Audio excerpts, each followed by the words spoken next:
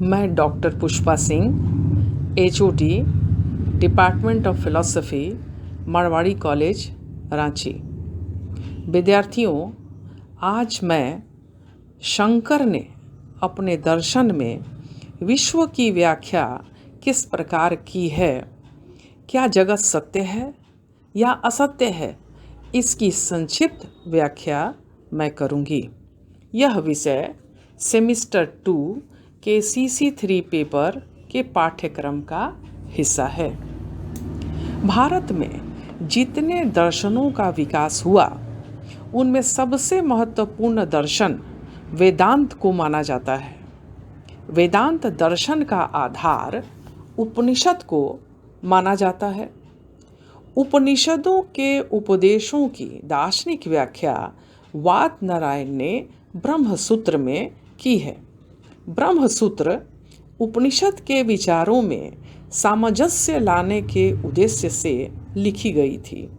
उन्होंने बतलाया कि समस्त उपनिषद विचार में तो एक मत है, किंतु उपनिषदों की उक्तियों में जो विषमता दिखलाई पड़ती है, वह उपनिषदों को न समझने के कारण है। इसी आवश्यकता को पूर्ण करने के लिए उन्होंने ब्रह्मसूत्र लिखा, जिसे वेदांत सूत्र, शारीरिक मीमांसा या उत्तर मीमांसा भी कहा जाता है। किंतु ब्रह्मसूत्र भी अन्य सूत्रों की तरह संक्षिप्त और दुर्बोध थे। इसके फलस्वरूप अनेक शंकाएं उठी और इन शंकाओं के समाधान की आवश्यकता महसूस हुई। इस उद्देश्य की पूर्ति के लिए अनेक भाष्यकारों ने ब्रह्मसूत्र पर अपना अलग अलग भाष्य लिखा। ब्रह्मसूत्र के भाष्यकारों में रामानुजाचार्य, वल्लभाचार्य, मध्वाचार्य तथा निम्बार्क प्रमुख हैं, किंतु दार्शनिक दृष्टिकोण से शंकराचार्य का भाष्य सर्वश्रेष्ठ माना जाता है। उपनिषदों की भांति शंकर भी एक ही परम सत्ता को मानते हैं। उनके अनुसार ब्रह्म ही एकमात्र वास्तविक सत्ता है। उनके मतानुसार जीव और ब्रह्म दो नहीं हैं, वे वस्तुतः अद्वैत हैं। यही कारण है कि शंकर के दर्शन को अद्वैतवाद कहा जाता है। अद्वैतवाद के सर्वप्रथम समर्थक गौड़पाद थे, जो शंकर के गुरु गोविंद के भी गुरु थे, किंतु अद्वैत वेदांत का पूर्णतः शिलान्यास शंकर के द्वारा ही हो पाता है। शंकर के दर्शन में जगत को पूर्णतः सत्य नहीं माना गया है। शंकर के संपूर्ण दर्शन का सार एक पंक्ति में निहित है: ब्रह्म सत्यम, जगत मिथ्या, जीवो ब्रह्म नापरः। अर्थात ब्रह्म ही एकमात्र सत्य है, जगत मिथ्या है तथा जीव और ब्रह्म अभिन्न है। शंकर के अनुसार जब तक व्यक्ति अज्ञान, इग्नोरेंस में रहता है, तब तक वह विश्व की वास्तविकता में विश्वास रखता है, किंतु अज्ञान के प्रभाव से मुक्त होते ही उसे मूल सत्ता का ज्ञान होता है कि ब्रह्म ही एकमात्र वास्तविक है, यह विश्व मिथ्या या अवास्तविक है। शंकर के विश्व संबंधी विचार को समझने के लिए उनके द्वारा बतलाए गए त्रिविध सत्ताओं पर विचार करना होगा। उनके मतानुसार सत्ताएं 3 प्रकार की होती हैं: पहला प्रातिभाषिक सत्ता, दूसरा व्यवहारिक सत्ता और तीसरा पारमार्थिक सत्ता। प्रातिभाषिक सत्ता के अंतर्गत वे विषय आते हैं जो स्वप्न अथवा भ्रम में उपस्थित रहते हैं। जागृत होते ही इनका खंडन हो जाता है। व्यवहारिक सत्ता के अंतर्गत वे वस्तुएं आती हैं जो जागृता अवस्था में सत्य प्रतीत होती हैं तथा व्यवहारिक दृष्टि से जिनका उपयोग है। पारमार्थिक सत्ता शुद्ध सत्ता है, जो न बाधित होती है, न जिसके बाधित होने की कल्पना ही की जा सकती है, जैसे ब्रह्म। जगत को शंकर ने व्यवहारिक सत्ता की श्रेणी में रखा है। उनके अनुसार जगत प्रातिभासिक सत्ता से अधिक और पारमार्थिक सत्ता से कम सत्य है। जगत को शंकर ने न तो ब्रह्म की भांति पूर्ण सत्य ही माना, न तो स्वपन और ब्रह्म की भांति पूर्ण असत्य। शंकर ने जगत को रस्सी में दिखाई देने वाले सांप के समान माना है। यद्यपि जगत मिथ्या है, फिर भी जगत का कुछ न कुछ आधार है। जिस प्रकार रस्सी में दिखाई देने वाला सांप का आधार रस्सी है, उसी तरह विश्व का आधार ब्रह्म है।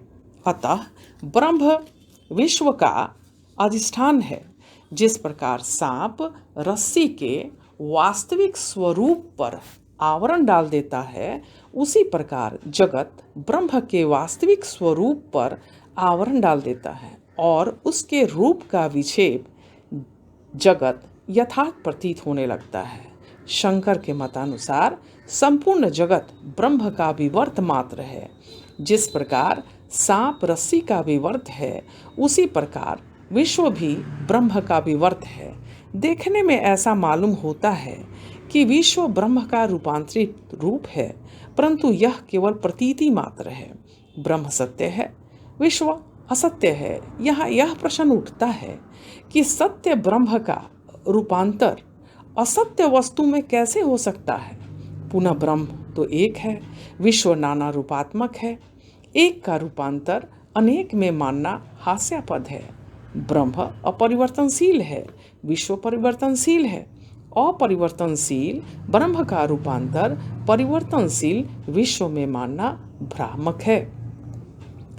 शंकर विवर्तवाद के समर्थक हैं। यह परिवर्तनशील संसार आभास मात्र है।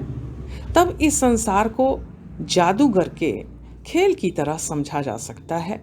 जिस प्रकार जादूगर जादू की प्रवीणता से एक सिक्के को अनेक सिक्कों के रूप में परिवर्तित करता है, और जिस प्रकार जादूगर अपने जादू से स्वयं प्रभावित नहीं होता, उसी प्रकार ब्रह्म भी माया से प्रभावित नहीं होता है। शंकर के अनुसार विश्व ब्रह्म का वास्तविक रूपांतर नहीं कहा जा सकता। ब्रह्म विश्व में परिणित होता दिख पड़ता है, किंतु वस्तुतः ऐसा होता नहीं है। विश्व तो ब्रह्म का विवर्त आभास है। यहाँ शंकर के मत और ब्रैडले के सिद्धांत में समानता है। दोनों ही के अनुसार विश्व ब्रह्म का विवर्त या आभास मात्र है। निष्कर्षतः यह कहा जा सकता है कि शंकर ने विश्व को व्यवहारिक दृष्टिकोण से सत्य मानते हुए पारमार्थिक दृष्टिकोण से इसे असत्य बतलाया है। जब वह जगत को मिथ्या या भ्रम बतलाते हैं, तब इसका अर्थ यह नहीं है कि यह पूर्णतः असत्य है। यह तो स्वपन की भांति असत्य भी नहीं है और न ब्रह्म की भांति पूर्णतः सत्य ही है। इसकी स्थिति बीच की है। व्यवहारिक दृष्टिकोण से जगत की सत्यता में विश्वास आवश्यक है। डॉक्टर राधा कृष्णन ने भी कहा है कि शंकर विश्व की व्यवहारिक सत्ता के पक्के समर्थक हैं। इस प्रकार शंकर के कहने का तात्पर्य यह है कि माया के द्वारा ब्रह्म संपूर्ण विश्व का प्रदर्शन करता है। माया ही विश्व को प्रस्थापित करती है। वे कहते हैं कि माया ब्रह्म में निवास करती है।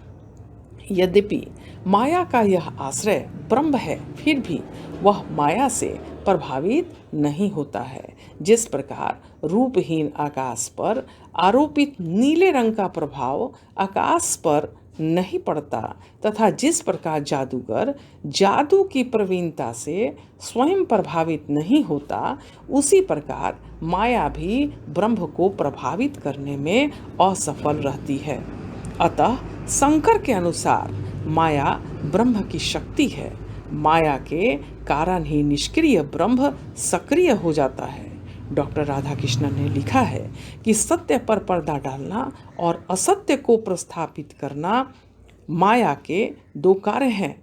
माया has the two functions of concealment of the real and the projection of the unreal.